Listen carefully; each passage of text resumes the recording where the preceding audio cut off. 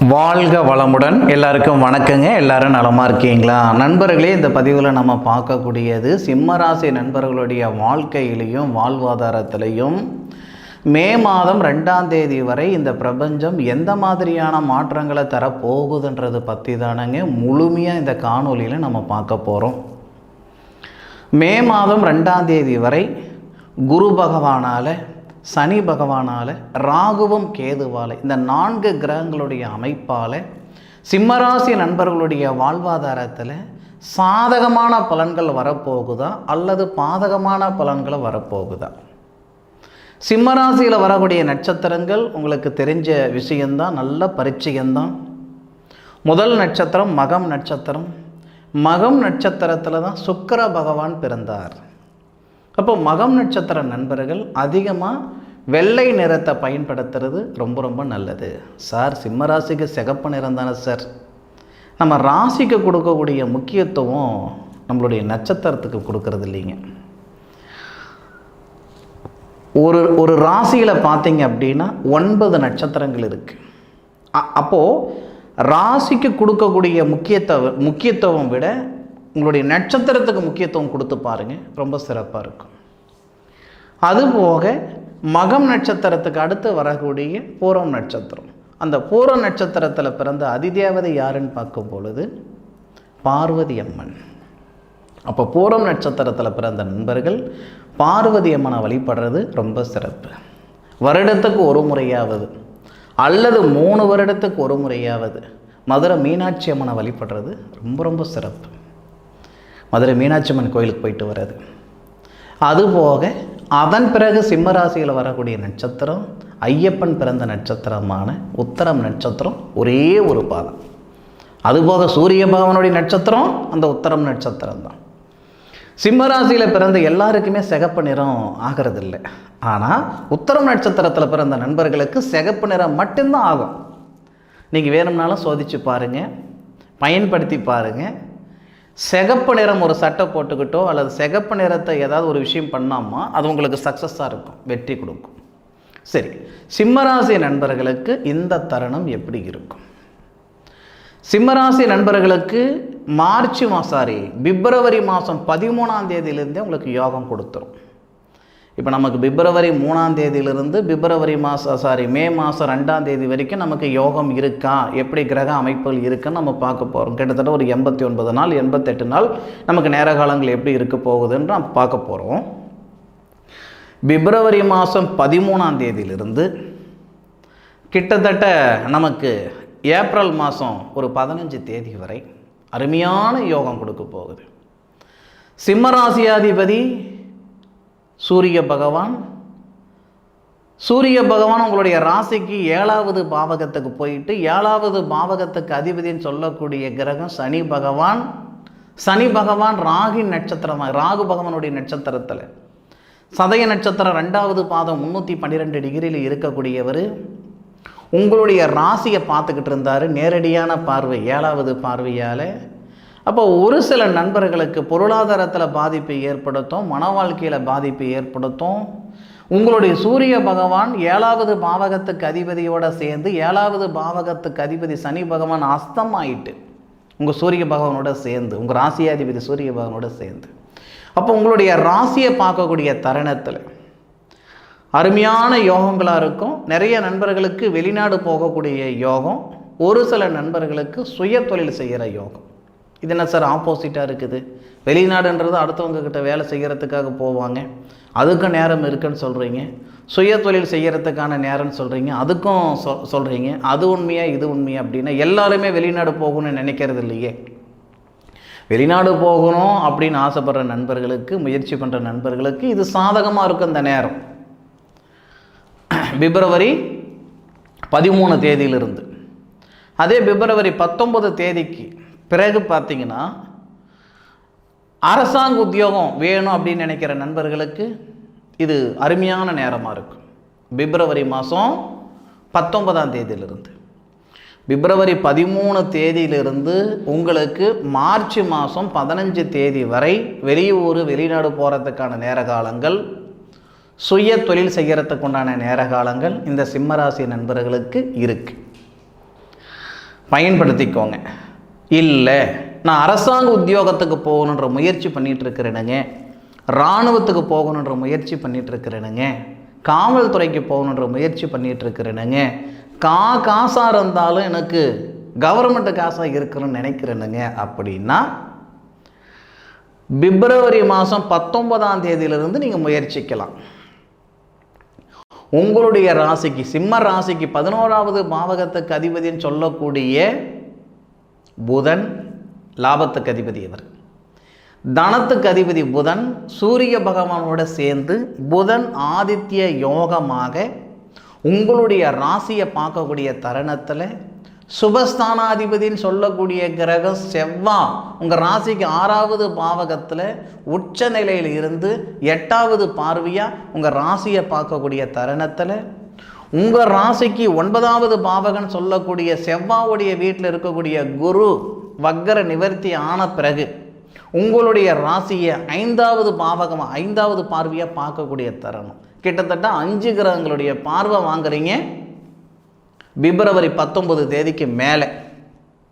செவ்வாவுடைய பார்வை சுபஸ்தானாதிபதி பார்வை, அதுபோக புத்திரஸ்தானாதிபதியுடைய பார்வை, உங்கள் ராசியாதிபதி பார்வை, திருமண ஸ்தானாதிபதியுடைய பார்வை, லாபஸ்தானாதிபதியுடைய பார்வை, இப்படி 5 கிரகங்களுடைய பார்வை சிம்மராசி நண்பர்கள் வாங்கக்கூடிய நேரகாலங்கள் பிப்ரவரி 19 கிட்டத்தட்ட மார்ச் ஒரு 13-14 தேதி வரை கொடுத்துரும்.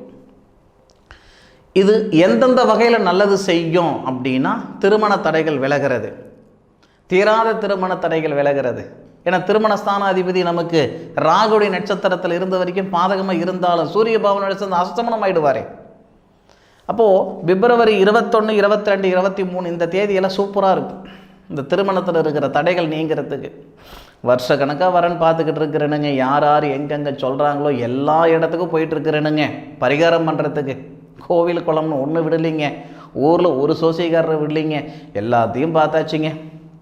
இது வரைக்கும் கேட்ட ஜோசியமெல்லாம் பொய்யாகி போச்சு, இது வரைக்கும் கும்பிட்ட சாமியெல்லாம் கல்லாகி போச்சு, செலவழித்த காசும் செம்பாகி போச்சு.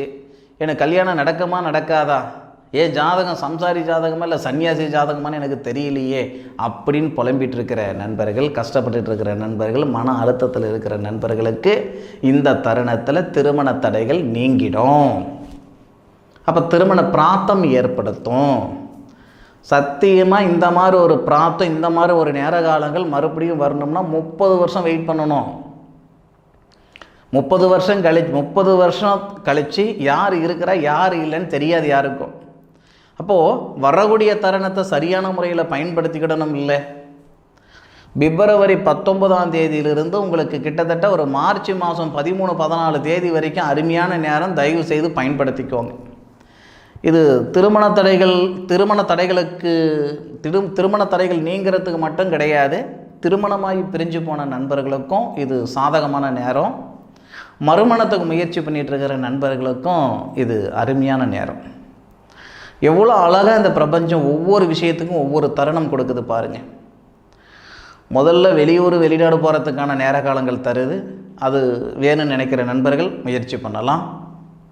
பிறகு 19 தேதிக்கு மேற்கொண்டு அரசாங்க உத்தியோகம் வேணும்னு நினைக்கிற நண்பர்கள், காவல்துறையோ அல்லது இராணுவத்துறையோ இந்த துறையில் முயற்சி பண்ணுற நண்பர்களுக்கு இது நல்ல நேரம். திருமண தடைகள் விலகிறதுக்கு உண்டான நேரம். வாகனம் வாங்குறதுக்கான நேரம், அது சொல்ல மறந்துட்டு பார்த்துக்கிடுங்க.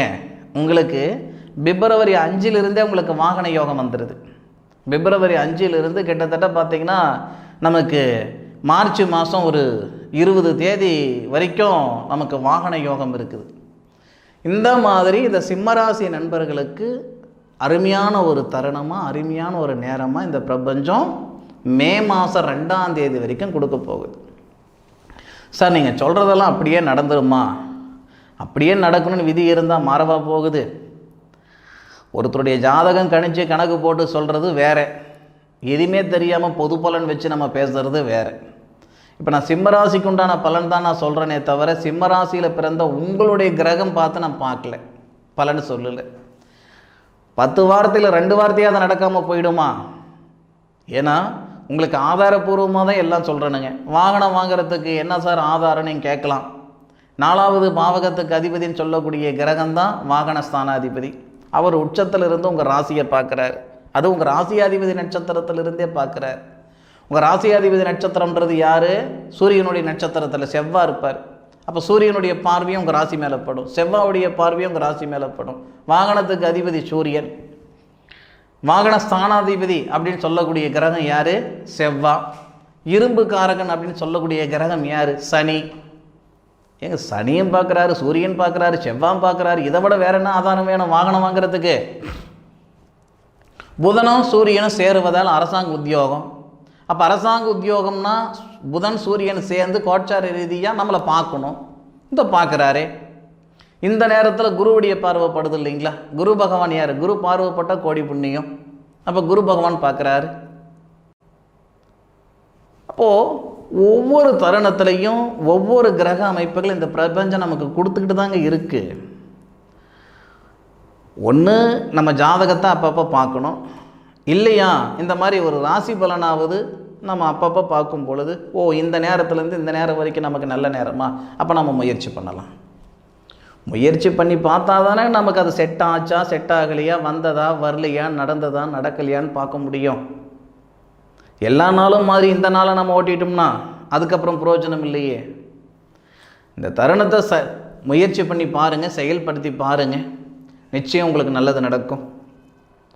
மார்ச் மாதம் ஒரு 20 தேதியிலிருந்து உங்களுக்கு ஏப்ரல் மாதம் 19 தேதி வரை சிம்மராசியில் பிறந்த நண்பர்களுக்கு பொருளாதாரத்தில் இருக்கிற சங்கடங்கள் எல்லாம் சரி பண்ணிடும். வாங்கின பணமாக இருந்தாலும் சரி கட்டுறதுக்கான ஒரு தகுதியை கொடுத்துரும். கொடுத்த பணமாக இருந்தாலும் சரி வாங்கிறதுக்கான பிராத்தத்தை கொடுத்துரும். பிராத்தம் வேறு, தகுதி வேறு. வாங்கின பணத்தை நம்ம கட்டுறோம்னா நம்மளுடைய வேலை வாய்ப்பு நல்லா இருக்கணும், இல்லை ஏதாவது ஒரு வகையில் காசு பணம் வந்து சேரணும். அப்படி வந்தால் நம்ம ஒரு தகுதியாக வந்துடுவோம், நம்ம வாங்கின இடத்துல கட்டிவிடுவோம். கொடுத்த இடத்துல வாங்குகிற அளவுக்கு இருக்கணும்னா நமக்கு பிராத்தம் இருக்கணும். கொடுத்த பணம் வாங்குறதுக்கு நமக்கு பிராத்தம் இருக்கணும். அப்போ அந்த பிராத்தம் இந்த தருணத்தில் ஏற்படுத்த போகுது இந்த பிரபஞ்சம்.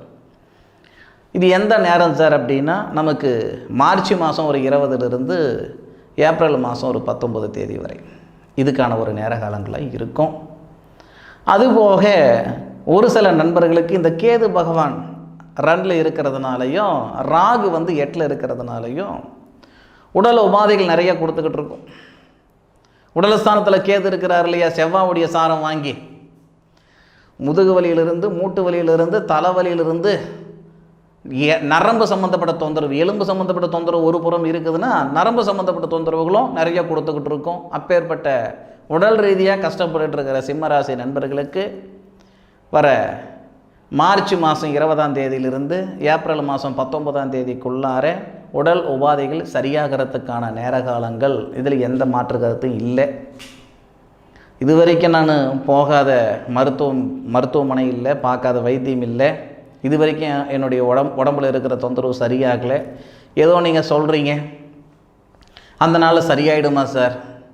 1000 காசில் ஆகாதது ஒரு அருகம்பில்லால் ஆகுதுன்னு சொல்கிறது உண்மைதானே, பொய்யாகாது இல்லை. அப்போது இந்த பிரபஞ்சத்துக்கு மீறிய ஒரு சக்தி இல்லை. மார்ச் மாதம் 20ஆம் தேதியிலிருந்து ஏப்ரல் மாதம் 19ஆம் தேதிக்குள்ளார உடம்பில் இருக்கிற உடல் உபாதைகள் சரியாகிறதுக்கான நேர காலங்கள்.